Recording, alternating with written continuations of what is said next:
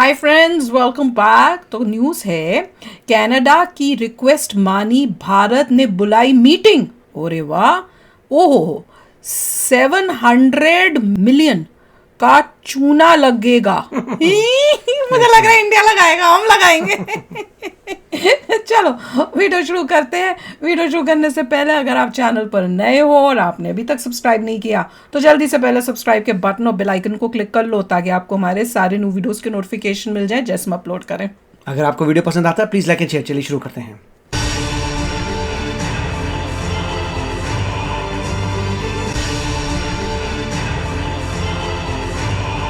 दोस्तों, कुछ समय पहले ही हमने आपको वीडियो के जरिए ये बात बताई थी कि कनाडा भारत के साथ प्राइवेट बातचीत करना चाहता है ताकि दोनों देश भारत द्वारा कैनेडियन डिप्लोमेट को देश छोड़ने के आदेश पर बातचीत कर सके, जो कनाडा के लिए इस वक्त काफी बैकफुट पर लाने जैसा होगा, जिसे लेकर इस वक्त की सबसे बड़ी रिपोर्ट निकलकर सामने आ रही है कि भारत और कनाडा के बीच में प्राइवेट बातचीत शुरू हो चुकी है और कनाडा के साथ भारत इन डिप्लोमेट की किस्मत पर फैसला कर रहा है। रेफरेंस के लिए आर्टिकल का स्क्रीनशॉट आप अपने स्क्रीन पर देख सकते हैं। लेकिन यहाँ पर हम ये बात भी शुरू में ही क्लियर कर देना चाहेंगे कि जिस तरह से भारत और कनाडा के विवाद की वजह से भारत सरकार गुस्से में है, उसे देखते हुए इस बात की उम्मीद लगभग ना के बराबर है कि भारत अपने फैसले को बदलेगा। हमने पहले ही ये बात कह दी थी कि अगर 10 अक्टूबर तक कनाडा भारत में मौजूद अपने एम्बेसी से 62 में से 41 डिप्लोमेट को वापस नहीं बुलाता तो इनकी डिप्लोमेटिक इम्यूनिटी छीन ली जाएगी। मतलब ये बात साफ हो चुकी है कि भारत अब कनाडा के साथ बातचीत तो कर रहा है, लेकिन इससे कोई हल निकलेगा इस पर कुछ कहा नहीं जा सकता।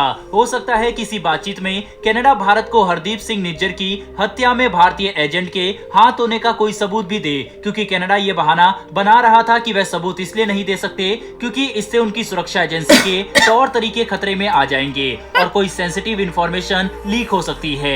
लेकिन अब जब भारत के साथ प्राइवेट कमरे में बातचीत हो रही है तो कनाडा की सीक्रेट एजेंसी को ये सबूत साझा करने में कोई दिक्कत नहीं होनी चाहिए। दोस्तों, भारत ने कनाडा की रिक्वेस्ट को स्वीकार करते हुए बातचीत करना शुरू कर दिया है। यही अपने आप में बड़ी बात है, वरना जिस तरह से कनाडा के अंदर भारतीय डिप्लोमेट की सुरक्षा खतरे में आ चुकी है और भारतीय समुदाय को भी कनाडा में लगातार नफरत भरे अपराधों का सामना करना पड़ रहा है, उसे देखते हुए भारत को तो कनाडा के साथ बातचीत भी नहीं करनी चाहिए थी, क्योंकि अगर हम बातचीत करते तो इससे कनाडा पर थोड़ा दबाव कम होता। ऐसे में अगर भारत चाहता तो हम कनाडा पर दबाव बनाते कि वह पहले भारत विरोधी तत्वों को खत्म करे, इनके खिलाफ कोई बड़ी कार्रवाई करे, तभी हम बातचीत की टेबल पर बैठेंगे। पर अगर आपको याद हो तो बातचीत करने के साथ साथ जांच में सहयोग करने के लिए व्हाइट हाउस की तरफ से भी बयान देखने को मिले थे। हो सकता है इसीलिए भारत कनाडा के साथ बातचीत कर रहा हो, लेकिन अमेरिका भारत के खिलाफ नहीं है, वह सिर्फ इन्वेस्टिगेशन में सहयोग की बात कर रहे हैं। कुछ समय पहले भी भारत के खिलाफ आए बयानों को अमेरिका ने खंडित करते हुए अपनी पोजीशन साफ की थी। ऐसे में कनाडा के साथ बातचीत से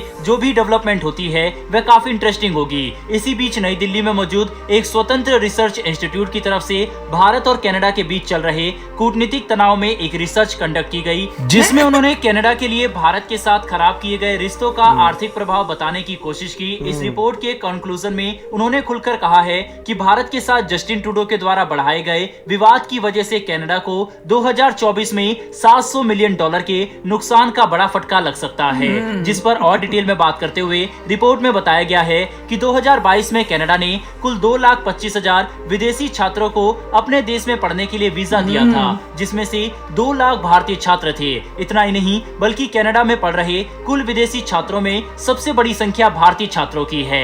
ऐसे में हर छात्र जहां कनाडा में $16,000 यानी लगभग 10 लाख रुपए खर्च करता है, उससे आप अंदाजा लगा सकते हैं कि अगर भारत से कनाडा जाने वाले छात्रों में 5% की भी गिरावट आई तो ये कनाडा के एजुकेशन इकोसिस्टम को कई $मिलियन का नुकसान करवाएगा।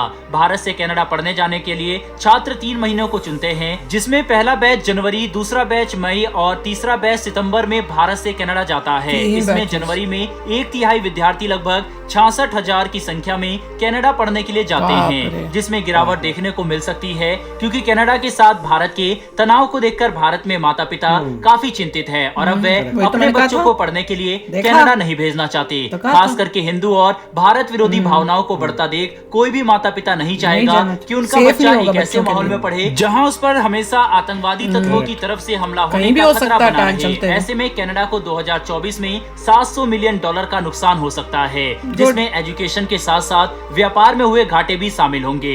भारत अब जल्द ही कनाडा से आयात किए जाने वाले सामानों को रिप्लेसमेंट खोज रहा है और इस बात में कोई भी शक नहीं है कि कई दूसरे देश भारत के लिए कनाडा की जगह लेने को तैयार है, जिससे कनाडा भारत के लिए और भी कम महत्वपूर्ण बन जाएगा। जिसका मतलब यह है कि भविष्य में अगर कनाडा फिर से भारत पर कोई आरोप लगाता है तो इससे हमें कोई भी आर्थिक नुकसान नहीं होगा। यही कारण है कि भारत कनाडा के ऊपर कोई भी एक्शन लेने से चूक नहीं रहा। बहरहाल दोस्तों, इस वीडियो में इतना ही। इन दोनों ही इंफॉर्मेशन के ऊपर आपकी क्या राय है कमेंट बॉक्स में लिखकर जरूर बताइएगा। साथ ही अगर आपको यह इंफॉर्मेशन और वीडियो पसंद आई हो तो वीडियो को लाइक करके हमारी आने वाली डेली ऐसी वीडियो के लिए चैनल को सब्सक्राइब कर बेल नोटिफिकेशन को जरूर दबा लें। फिर मिलेंगे ऐसी एक नई वीडियो के साथ। धन्यवाद, जय हिंद। कमाल की न्यूज है, बहुत अच्छा किया है।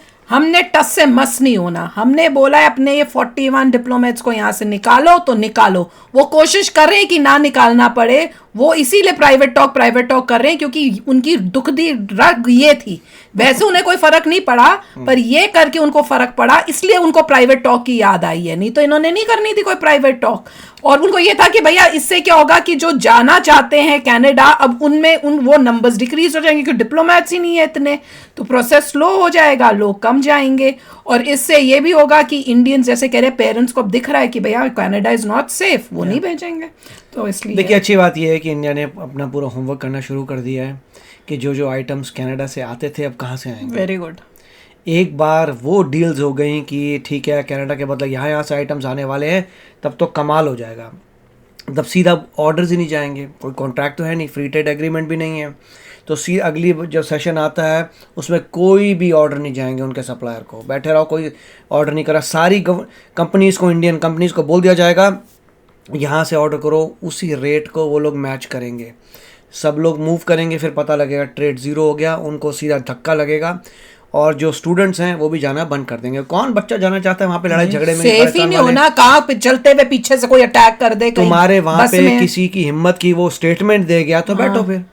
अगर तुमने उस बंदे को रोका ही नहीं, तुमने उस बंदे को अरेस्ट नहीं किया, वो बंदा तुम्हारे वहाँ पे ऐसी स्टेटमेंट दे के चला गया, तुमने कुछ नहीं किया, तो बच्चे भी, सभी पेरेंट्स भी कहेंगे मेरा बच्चा चले तो कुछ होता है, वो कुछ करेंगे। अरे जहाँ हमारे डिप्लोमेट्स ही नहीं सेफ हैं, तो भैया हम कहाँ से सेफ होंगे? वो तो हिंदूज को वैसे ही कर रहे हैं। समझदार स्टूडेंट नहीं जाएगा, वो बोलेगा भैया मैं वहाँ चले तो जाऊंगा, मगर वहाँ पे अगर मेरे को कुछ हो गया तो कोई हेल्प तो कोई करेगा नहीं करेगा। पुलिस भी नहीं करने वाले, बोलेंगे फ्रीडम ऑफ स्पीच है भैया। कितना सहन और करेंगे? कौन माँ बाप कहेगा कि मैं इतना पैसा खर्च करके बच्चे की पढ़ाई के लिए उसे इतने दूर, अपने से दूर भेजूं जहाँ वो सेफ तक नहीं हो? पैसे आप भी लोग वहाँ कह बच्चे भी सकते हैं, सेफ कनाडा वाले कैसे नहीं जी हमारा लॉ है। आपका लॉ अभी तक तो क्यों चला नहीं? अगर लॉ था तो इतने लोग बोल के चले गए कि भैया अगर तुम हिंदू हो तो चले जाओ, तो उसके अगेंस्ट उस लॉ ने क्या किया? अगर कोई बोलता नहीं हमारा बहुत अच्छा लॉ है, तो क्या किया उसका जिसने दी थी? क्या तुमने उसे अरेस्ट किया? नहीं किया। That's how it is. बिल्कुल, बहुत अच्छे स्टेप्स लिए इंडिया ने, क्योंकि देखो कनाडा को दिख रहा है कि अब हमारा जो है यहाँ से दाना पानी बंद होने वाला है और उनकी सिचुएशन वैसी बड़ी खराब है, वहाँ पे लोगों की हालत खराब हो रही है और वो दबाने की कोशिश कर रहा है ट्रूडो। ये सब बहुत लोग हैं जिनके पास खाने के लिए पैसे नहीं है, रहने के लिए मुश्किल हो रही है, एक टाइम का खाना मिल रहा है, गरीबी बढ़ रही है वहाँ पर। तो चलो चलते हैं, मिलेंगे नेक्स्ट वीडियो में बहुत ही जल्द। Till then take care and bye bye. तो अगर आप मेरे इस चैनल पे नए हो तो जल्दी से सब्सक्राइब के बटन को हिट करो और बेल आइकन को क्लिक करो ताकि आपको मेरा जब नया वीडियो मैं लगाऊं आपको उसके बारे में जल्दी से पता चल जाए।